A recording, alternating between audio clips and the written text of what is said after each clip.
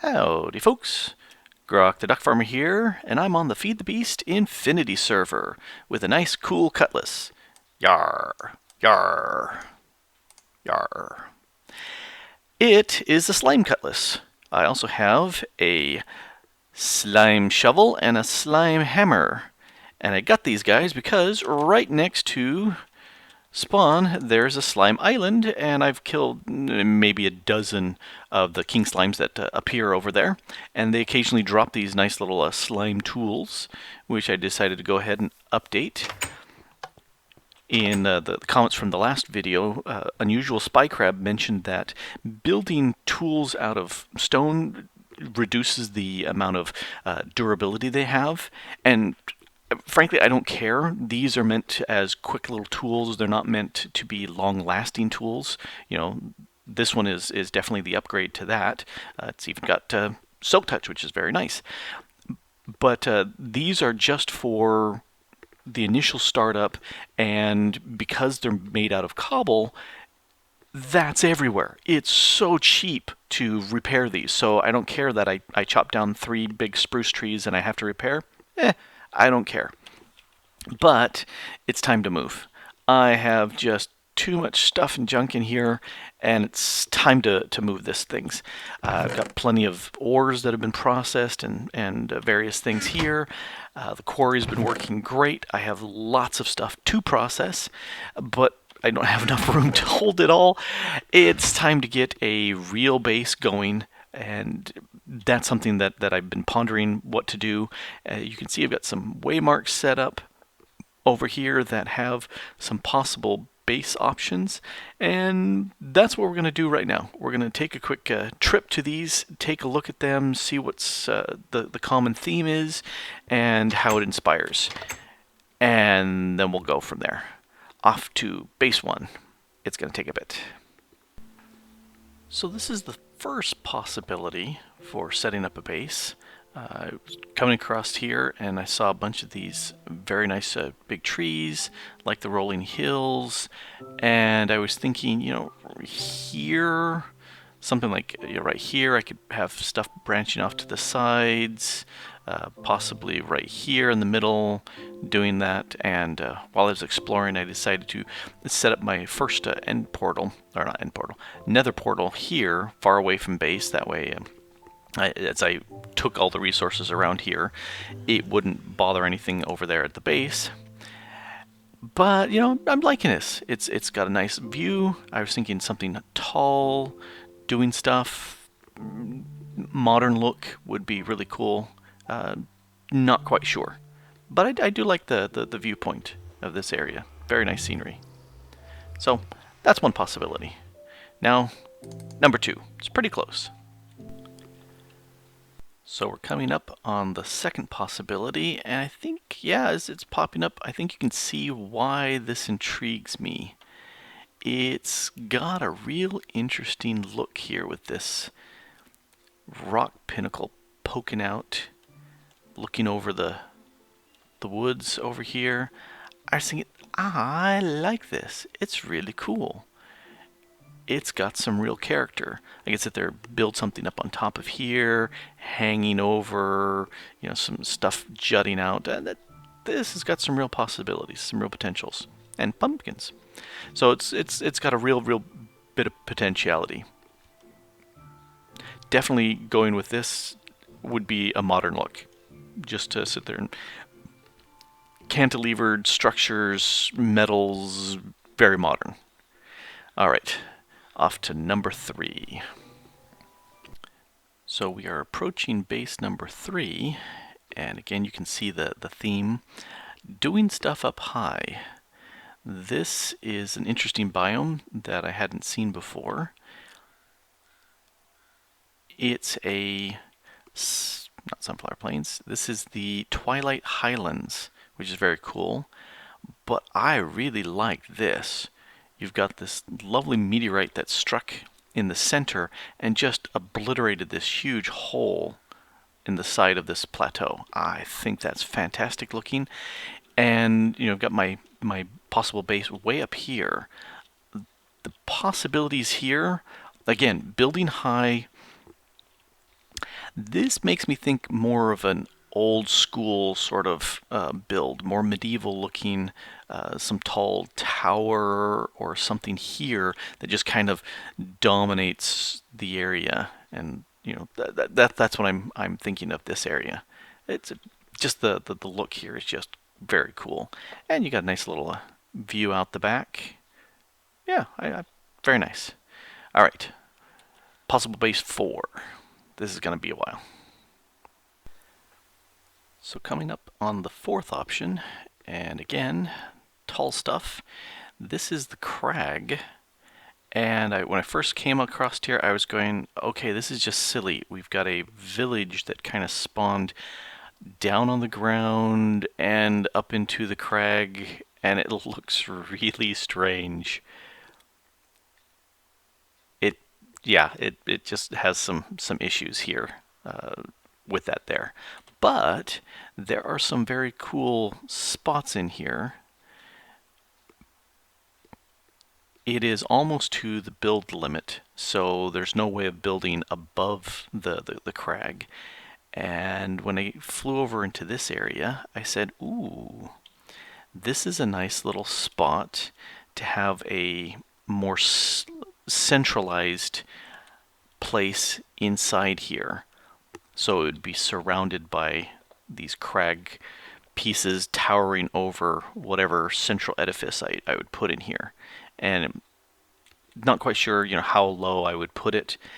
And then when showing this off to Nepo last night, I spotted this little point over here. And I thought, this is a nice little area right here. You've got the crag pieces further away, so you have a lot more room to build and grow around. Plus you have a good amount of space going down as well. This is a nice area for something massive, something very imposing would work really well here.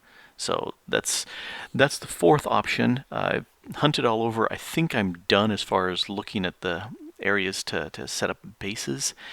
And so now the question is, which one? And the one I choose, what actually to put there. So time to do some thinking and checking up on the quarry and see if that's done yet, because it's pretty close to done. Well, here's the quarry, and that border around the top says it's out of power, but I'm thinking it's all the way to the bedrock because the map says it is black. Oh yeah, I can see bedrock there. And, well, I knew it had hit the bedrock because Nepo had told me he was noticing that there was a bunch of lag going on in here on the mining world. And that was because partway through it had found a water pocket, and that water pocket was pouring off to the sides, which, that's a good thing. I like having water in these mines because when it hits lava, it turns them into obsidian, which is very nice, very handy. The drawback was that every place where it was pouring off to the sides, it was creating lag because of all that water ripple. Could get some more obsidian over there. So he went through and cleared up all the water out of here and sent me a note saying that he had done so, which is mighty nice. I'm thinking the next one I do, I will dig down a layer and then make a entire water source for the top layer. That way, as the system drills down, it will just continue to make water source blocks which don't provide the lag like flowing water does. And then, as long as we just kind of patch up holes that it finds in the walls, that should be fine. So let's see what we got here. That's a few resources. Looks like our gravel filled up. All right. Not too many copper, but that's okay. I have filled and refilled this multiple times. And what I did over here in the back, I set up a cyclic assembler to telling it to go ahead and take the regular cobble, turn it into compressed cobble. And there's a chest of compressed cobble. And then I sit there and go through and say, well, let's turn that off so it's not shoving in cobble, and let's take the compressed cobble and turn it into double compressed and then triple compressed. And I took that all the way up to, I think I ended up getting like 20 or 40 quadruple compressed cobble out of it all. And I could do a bunch more processing here, but I moved that off to the base while it was processing. I think, yep. Yeah, one of the drawbacks with this quarry from BC Factory, even though it's done and it hits bedrock, it still eats up fuel. It will still just run as long as there's power being assigned to it, which I really wish it wouldn't do. I wish it were better that way. Once it's done, it would stop, but it doesn't. Let's see, what do we have in here? Yep, lots of obsidian. Oh, just a little bit of overflow from the gravel. So that 126 stack, 128 stack is probably all it really needed. Let's see, more iron and silver and gold and stuff. Haven't done anything with Thaumcraft, so don't know what I'll be doing there. You can see where as I was processing along, I was compressing things here. And we didn't spill over into the other chest because I kept compressing. I also kept grabbing the coal from here and taking it back to Nepo's base. He set up a coke furnace, and we've been turning it into coke coal, which has been very nice. So that's a pretty good deal. All right, back to base, and you can see I decided to grab a little bit of the diamonds and emeralds. I'm probably going to be using a bunch of those, mainly because I want a torch here, this one, the Magnum torch. I really love the Magnum torch. It allows me to plop it down and block monster spawn within a 64 block radius, which is mighty nice. The problem is, one, I need to set up a QED and power it, which is, I've got that. But I'm going to have to start making some potions, which means I need to make a brewing stand. That's doable. I've got that. I've killed a few ghast, so I've got the tears for this. Potion of healing is a problem. I need melons, and I don't have any melons, and I haven't found any melons. So looking up melon, and to get the melon seeds, crop mutation. Well, yeah, if I've got melon, I can get seeds. Mana infusion, interestingly enough, I can convert a carrot into a melon seed. I need an alchemy catalyst in addition to the mana to do that. That's possible. I can just punch grass and see if I can get some. That's kind of a really low amount, but that's possible. You know, I have punched a lot of grass. I have obliterated tons of grass in many different places. I've seen 0 melon seeds. So I'm not thinking that's gonna happen. No. I may do this. I know how to set up the Botania stuff, and I can create a alchemical catalyst. Ooh. Okay, I need to make 3 brewing stands, 1 to keep and 2 to make into this. All right, that's very doable. The good news is I have created already a brewing stand, which is very nice, and I have already created the QED and its power source. I tend to be really lazy and just make 1 interflux crystal to power it up, but that's there. And one of the things I love about it, it's the quasar entanglement device. So you look away, you look back, it's now the quantum entanglement diviner. Look away. It's the quacky ender device. So they have fun with all sorts of things that abbreviate up to QED. So there we have that. Now it's quest for melon seeds. This should be interesting. Doing a little Botania to get some melon seeds. 9 hours later, I have a melon. It took quite a while, but mainly because I had really small amounts of mana coming in through Botania, and this took quite a bit of mana to convert the melon or the carrot seed into a melon, but I've now processed that, and I've run into the nether to pick up a little bit of soul sand and found a few nether warts. So it's time to start growing up some of that nether, make a few potion bottles and toss them in there, and let's start brewing up some of those potions. Let's see, where's my nether wart? Grow, grow, grow, grow, grow, grow, grow, grow. It's not working. Well, I guess that's why I'm a duck farmer and not a nether wart farmer. But we did have some friends come by. There's Shish Kebab, and there's Shishka Joe, and there's Shishka Larry. And I decided to have them hang around here for a bit, because, you know, it's always nice to have guests. I have moved my... Oh, hey! Gewonenspeler joined the game. Suddenly, a wild Gewonenspeler appears. Oh, there he is.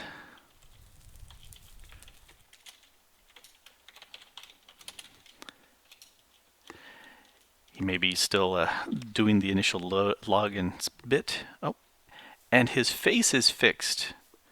Nope, it's not. That's his front.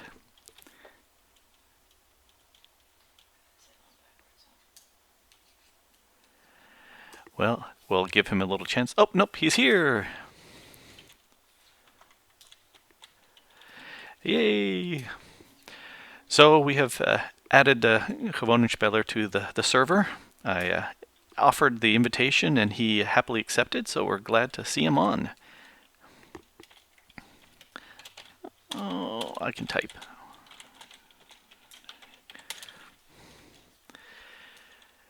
So let's run over here. Yeah, good. Armor and food in this chest.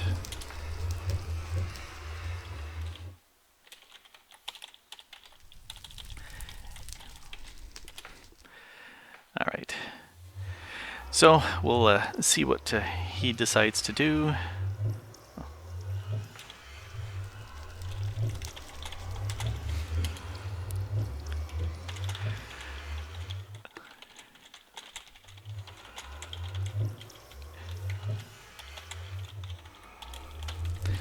I can type.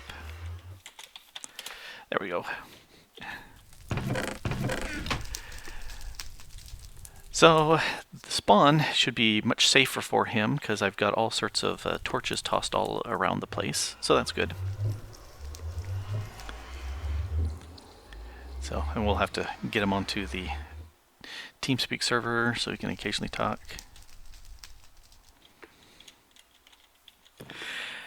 Alrighty, so he can go ahead and grab what he wants from here, check around, and let him do his stuff. Well, Gewonenspeler had to leave. It's 8 hours different from between us, so his time is not the same as my time, and that's okay. The whole server is about having fun and, you know, taking things at your own pace. It's not a rush for anything, and if people aren't having fun, it's not a good deal to have them around. Why would they be here if they're not having fun? About invites, I've been getting a bunch of requests in private mail about invites. The server is intended to be a small group of people and not a huge number, and so any invites, like the one I sent out to Gewonenspeler, will come from me and not the other way around. So don't please don't send invites. But I do have some good news. I have picked a base. Now, of the possibilities, there was the trees, the nice overhanging ledge, the crater in the Twilight Forest, and the crag were the 4 places. I decided the crater. The crater hanging over that area looks really cool. And so, that's my base. That's what I've decided to go ahead and do, and I've done a little bit of work over there. Let's go take a look. Actually, I'm not going to fly over there because that's the long way. I have done a bunch of work making a shortcut through the nether. So let's jump.